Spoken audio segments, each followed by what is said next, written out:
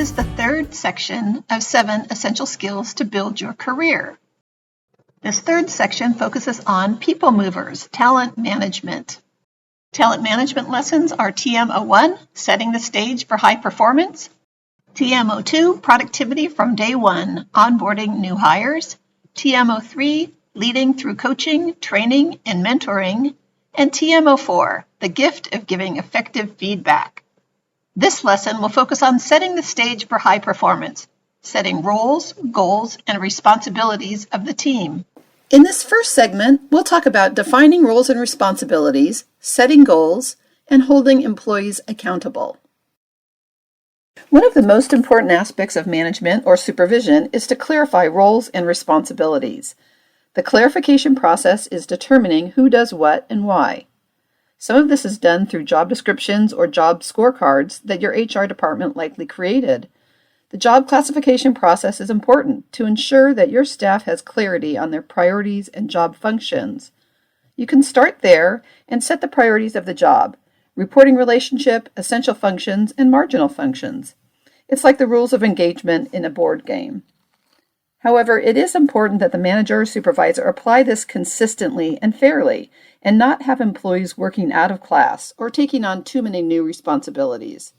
The process of defining roles and responsibilities is also important when setting up a special team or project or a task. Here are some things to consider when defining roles and responsibilities on the team. It's called the basic model. Bandwidth. Do team members on the project have the capability, in terms of extra unallocated hours, to be an effective member of the team? A is for availability. Is the person available when needed, or must you wait until his or her schedule opens up? Too many commitments will result in an overworked team or slip schedules. Make certain that the team assignments are realistic given other priorities. S, skill. In your assignment, you should consider the skills and abilities of team members. Efficiency and expertise might impact the schedule as well. While it might be comforting to assign a person that has experience in the required area because you know that they will get the job done within a specific time frame, if another person needs to take on their responsibilities, the new person may not have the same skill level. I, interest. Skills and abilities are important, but individual interests should also be taken into consideration. Just because someone might have experience in one industry or with a specific product or service doesn't mean that they aren't interested in expanding their horizons when assigning roles and responsibilities.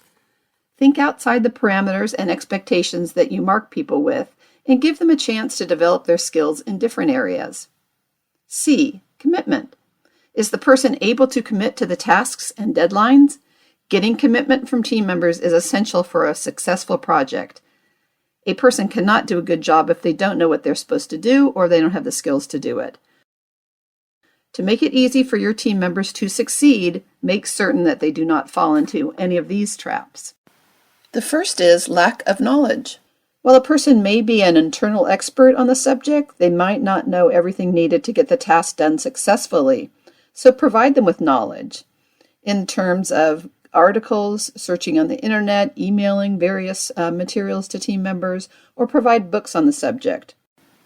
Lack of skills.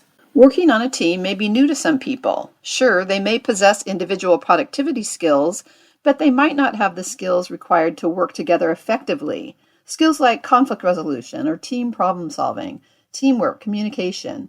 Those skills can go a long way to ensuring the success of a team. Too many responsibilities. Oftentimes, team members overcommit when they are already over capacity, so make sure that they have the ability to get the job done. Lack of urgency. What's important to you as a manager or supervisor may not be important to others on the team, so make sure that everyone is on board and has the same ideas about the importance and the urgency. Be open and honest about your need for commitment and allow those that do not believe in your project to opt out. And a very common trap is interpersonal issues. Working closely with other people can be challenging, particularly when dealing with stressful situations, and conflict is likely to arise. But that can actually be beneficial to the team. You don't want everyone to think exactly alike, and differing personalities each bring fresh ideas, skills, backgrounds, and perspectives. When conflict does arise, identify the causes of the conflict and try to resolve it. Setting verifiable goals. In order to set verifiable goals, you need to do the following. First of all, establish a clear definition and purpose. The clearer the goal, the more likely you'll succeed at achieving it. Secondly, you have to be honest. Be honest with yourself as well as with your team members. Have the intention to accomplish the goal only if everyone is committed to it. Determination. Determination means you need to be decisive and determined to stay the course for the long haul and not give up easily. Consciousness. Be awake and alert and look where you are going. Make sure that you maintain this level of consciousness in everything that you do. Recognize when you have accomplished the goal. Once you've made headway in a specific project, celebrate your success and reward yourself and the team for accomplishing work. You've heard of SMART goals. Well, we want our goals to be smarter. Here's the acronym. Meaningful goals must be S, specific, and written. Putting goals in writing is important. The act of distilling your desires so that they can be articulated concisely in a few words is a valuable exercise. S also stands for specific, significant, and strategic. M is for measurable. Effective goals will have a measurable result. You want to be able to determine clearly when you have succeeded or failed at your goal. Quantitative goals are measured in terms of dollars, percentages, ratios, or other numeric factors. Qualitative measurements are more difficult. For example, a goal to improve my written communication skills is vague and not easily measured. What will be the specific desired outcome? A more effective goal might be to improve my written communication skills so that I can write well-organized and concise business letters with confidence and ease. M could also stand for meaningful or motivational. A stands for achievable. Goals must be achievable or they become meaningless. The A could also stand for attainable or adjustable, since goals often need to be recalibrated due to the impact of other factors. R, realistic. Unrealistic goals can be frustrating and demotivational. The person has to know that the goal is realistic and you have their commitment for moving forward. Attaining a goal requires the cooperation of another person. It is important to gain that person's commitment up front. T, time-bound. Vague requirements such as soon as possible will not get the task accomplished. Unless you assign a deadline, it is too easy to put the task on the back burner. T could also stand for timely, time-bound, tractable, and tangible. E stands for economical and ethical. Obviously, you have to have the budget approved before you go forward with any project. And is it a good use of any effort? Economical could refer to energy, time, money, or the employee's focus. And obviously, it goes without saying that you cannot compromise your ethics. E could also stand for engaging, because we have to involve the employee in all of our decisions and setting goals. And R, the goals have to be within the realm of control of the employee and also compatible with other goals. To have professional goals that conflict with personal goals is setting yourself up for failure. You have to decide on what is most important and align your goals appropriately. Once you set those goals, you're going to want to hold employees accountable. This article by Peter Bregman was from the Harvard Business Review. His article states that there are 5 ways to hold people accountable. First of all, clarifying expectations, clarifying capability, clarifying measurements, clarifying feedback, and clarifying the consequences. Managers and supervisors must communicate expectations the right way. Here are a few tips. Set high expectations. Sometimes seemingly impossible goals are the most likely to be met. Ordinary expectations can be self-defeating because people realize such goals won't be hard to accomplish, so they don't try very hard. Thus, you should set goals that will first provoke the response that they can never be attained. Be clear that you are expecting something truly out of the ordinary. These are called stretch goals.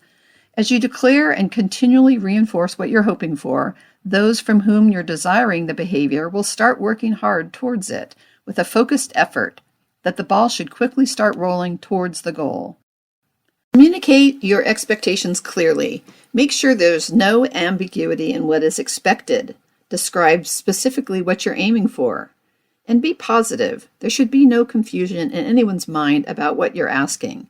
If your goals and priorities are clearly articulated, then those that will execute them will be able to focus all their effort on attaining them. Make sure those expectations fit their recipients.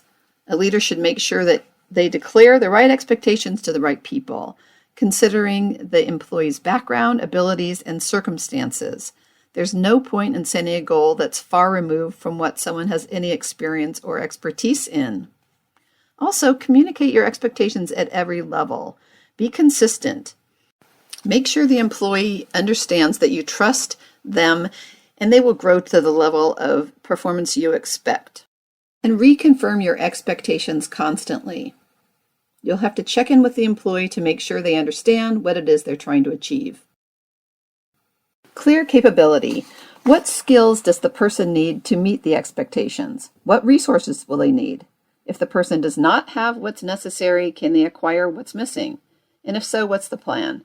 If not, you'll need to delegate to someone else. Otherwise, you're setting the person up for failure. Clear measurement. Nothing is more frustrating than being surprised by failure. Sometimes the surprise is because the person who should be delivering the results is afraid to ask for help. And sometimes it comes from premature optimism on both sides. So make sure that your expectations are agreed upon and recommunicate weekly with milestones, with clear, measurable, and objective targets. And if any of the targets slip, jump on it immediately and brainstorm a solution, identify ways to fix the situation, redesign the schedule, or respond in some other way that gets the person back on track. Honest, open, and ongoing feedback is critical. You need to ensure that the person has the skills and the abilities to do the job, and giving them feedback on that performance is important. And clarify consequences. You have two choices, either positive or negative. What could possibly happen as a result of their input into the project? And if the person succeeded, you should reward them appropriately. And if they did not succeed, they may not be a good fit for the role, or you should take corrective action to ensure that they do have the skills needed to perform on the job. As a final thought, make sure that you are not telling them what to do, but are actively asking them for their opinion and getting involvement from the employee. This is key. So ask employees for their feedback. They'll understand the expectations better, and they will be more confident that they can achieve those expectations. They're likely to perform at a higher level and be more engaged in their work, providing better quality and commitment to the job. Raise the bar, challenge your employees, motivate and inspire them, and continually ask if we are focusing on the right priorities. Here's a reminder that in discussing with staff, you need to be fair and consistent. Be respectful of their individual needs and style, and try to determine and tell them what's in it for them, why they should want to do a good job, what they can learn, how it will help them, or help the team, customers, or clients, as well as the organization. Thank you for your participation. This has been a presentation of Eye to Eye Workplace. The topic was talent management, roles, goals, and responsibilities. Congratulations, you just completed one of more than 30 modules from Eye to Eye Workplace. These modules are provided on YouTube for your benefit to preview the extensive training content of our management training modules. After 4 modules, you can take a multiple choice online 10-question test based on the content of 4 of the videos on YouTube. There are tests available for team leadership, interviewing and hiring, talent management, performance management, communication, efficiency, and customer service. You'll earn a certificate of completion. For only $9.99, you can document your management success. Go to eyetoeyeworkplace.com/store, pay $9.99 for each module, and you'll get a link to the certification test. For more high-impact, low-cost training, follow Eye to Eye Workplace on LinkedIn and YouTube. Or visit our website at www.eyetoeyeworkplace.com. Thank you.